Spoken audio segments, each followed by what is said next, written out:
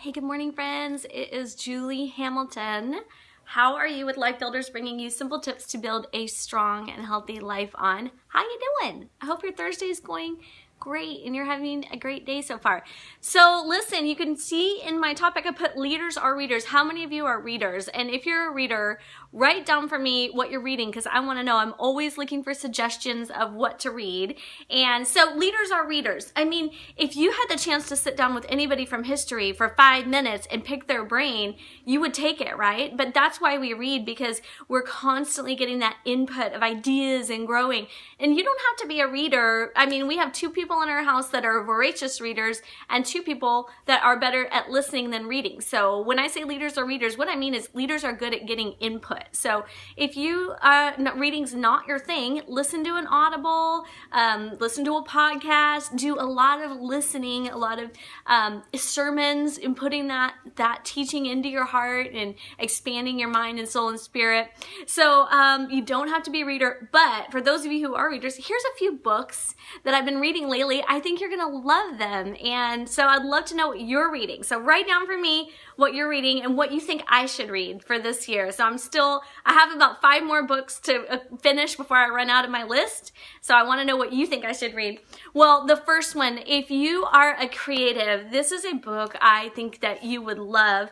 I heard about in the Catalyst Leader book by Brad Lomenick. He recommends this book called The Spark. This is The Spark. And it's not available on like Prime, Amazon. My family had to find it. It was used. Good morning, Crystal. Great to see you. My family searched for it and found it used. This is a story of a guy who is like a sports writer, and he ends up finding out about Cirque du Soleil. How many of you have seen a Cirque du Soleil show? Anybody out there? I have not seen one, but I heard they're incredible, and I want to fly to Vegas just so I can see one now. This book it says, igniting the creative fire that lives within all of us. And so he basically is the story where the guy gets the inside track to Cirque du Soleil and how they create, how they grow, how they come up with their ideas. And he's sharing it in here. This is not a faith-based book. It's just a leadership, creativity, experience book. Some of the things that I love about this book are them sharing. They share how limitations actually help us be more creative. Did you ever think about that? Sometimes when we have a limit, we're like, oh, I can't do it because I have this limit. But limitations are actually there to drive you to be more creative. And that's one thing that I really got from this book. Another thing is really creating experiences for people where they see and feel and hear and taste the experience instead of just going through the contract or whatever it is that you're doing with them. Make them experience it. And then the other thing that I loved about this is it says that you won't grow unless you take risks. And that's what they're doing constantly all the time, tweaking everything in their show. So this is a great book, The Spark, Cirque du Soleil. It says created by Lynn, L-Y-N, Heward, H-E-W-A-R-D, and written by John Bacon. I can remember Bacon. That's a good one. All right, so that is for you creative people and people leadership. You're wanting to create an experience for the people that you're bringing along with you on your journey. This is a great one. Next is going to be a book for the meditative. Now, I haven't seen any books you guys have written. Hey, good morning, Kelly. Great to see you. Tell me what you're reading because I really want to know. I haven't seen anything come up yet. I need some suggestions. So has anybody read this book, Immortal Diamond, by Richard Rohr? This book is like dining at French Laundry, where the food is like, the fare is like so rich and so full and so amazing, but you have to eat it in 9 small courses. So like when you go to French Laundry, I understand. I've never been there. I don't know. Have you guys been there? I want to go there. I haven't been. But I understand that you have 9 courses. And it's the same way with this book. This book is so deep. It's about the search for our true self. And this is a faith-based book, Chase the Lion by Mark Batterson. I need to read that. This is a faith-based book written by a Franciscan friar named Richard Rohr. And this book is so deep. I'm telling you, I'm having to take it in bite-sized chunks because what it's about is finding your true self. Now, your true self is really that self that if you've ever been in the room with someone who is on the process of dying, and you notice that moment where their self is gone and you're looking at a shell of a body, that's your true self. That true self comes out more in those times where all of the external things are shed, all of the worries of the world are gone. And your true self is like your spirit that communes with God. And they contrast that with your false self or your ego. And the ego is the one that we worry about what we're going to wear, what people think of us, what do we think about our bodies, this, that, and the other. But the true self, the true spirit, and this is about uncovering that in you so that you can live your truest and deepest self all the time. And so one of the favorite things I love about here, I'm just trying to pick out a couple of things from each book that I love. One of the things that stands out to me about Immortal Diamond that's the immortal diamond, by the way, is because it's, eternal and it will last forever, and that's your spirit. But one of the things I love about this book is a couple of things. One is where he says that Jesus went and walked the journey that every human is going to have to walk, died, but he rose again to show us that love is stronger than death. Love is stronger than death.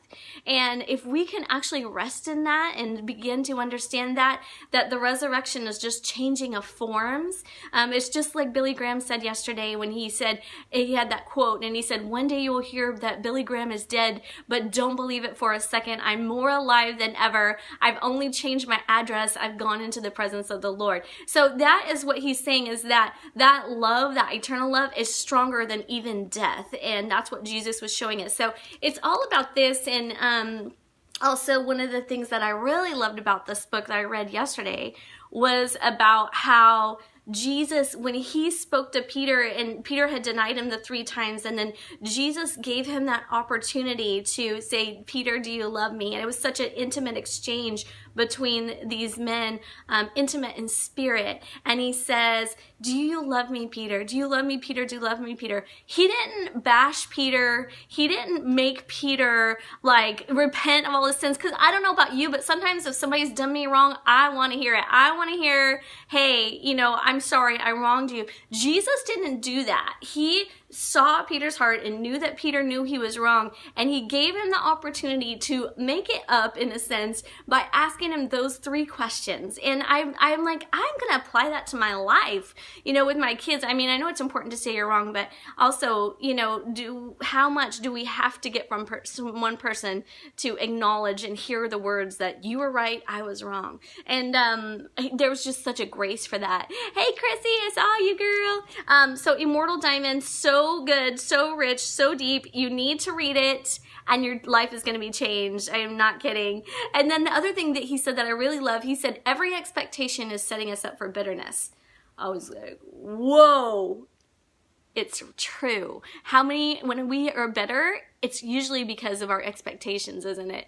Yeah, Chrissy loves this book. You're the one that recommended it to me. Read this book, Immortal Diamond. So this is for the meditative people who like something super deep that's going to blow your mind and make you read this book 1,000 times. I feel like already I need to read it over again. And I feel like it's one of those books that you just keep going back to over and over because you get more levels of revelation every time you read it.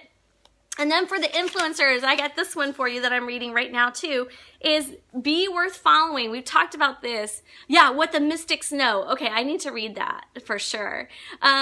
Be Worth Following. This is for all you influencers. It's about how to be worth following on social media. I know I've mentioned it, and I'm interviewing Dr. Jennifer Bennett on Saturday, the author of this book, which I'm so excited about. But it's about how to be different and influence people in a crowded social world. So it's like, don't be on social media and just be the person who's regurgitating everything else that everybody is saying.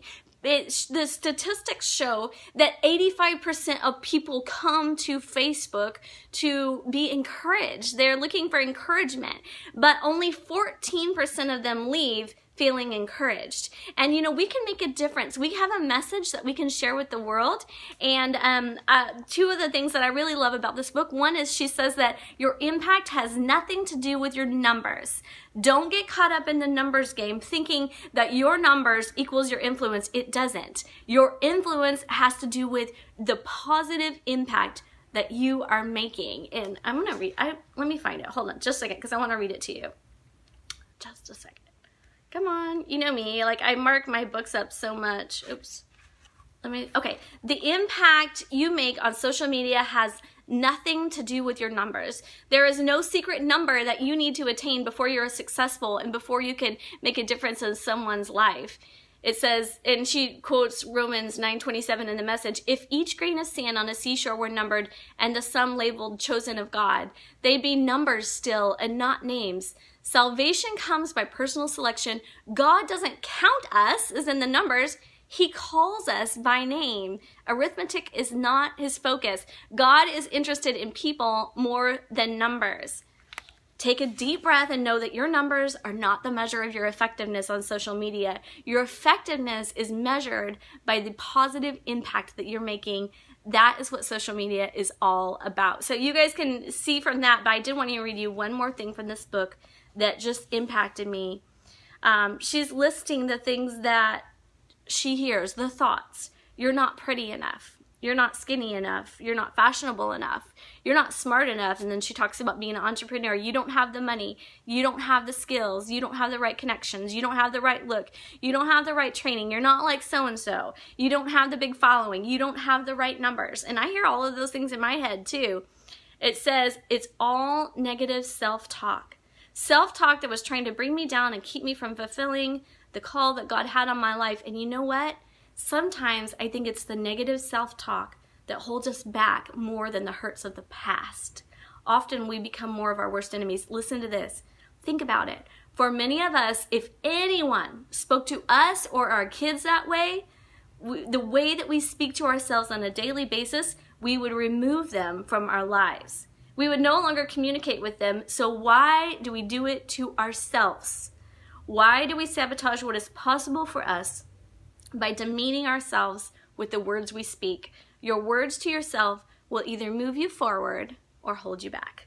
I mean, so powerful. So anyway, I just want to read that to you guys. This is Be Worth Following by Dr. Jen Bennett, and she's going to be on Saturday at 1 o'clock. So make sure you come and see her and hear her. She's got a lot of good things to say, and she's really influenced my social media, and I think she'll influence yours too. So that's 3 good books: The Spark, Immortal Diamonds, and Be Worth Following. She said that's so good. I just wish I was a faster reader. I know. So get it on Audible. If you're not a fast reader, it's okay. Just you can get them maybe on something you can listen to them or something. So, but yeah, I know. Or just take your time. I'm a pretty decent reader, but this book is taking me forever because you have to take it in bite-sized quantities. Yes, Kelly, I will for sure.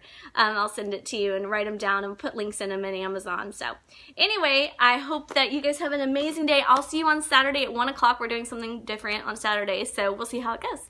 I love you. I hope you have a great week. May your minds be fierce and your heart strong and your spirit super kind. And I'm just hoping you're going to have a super blessed weekend.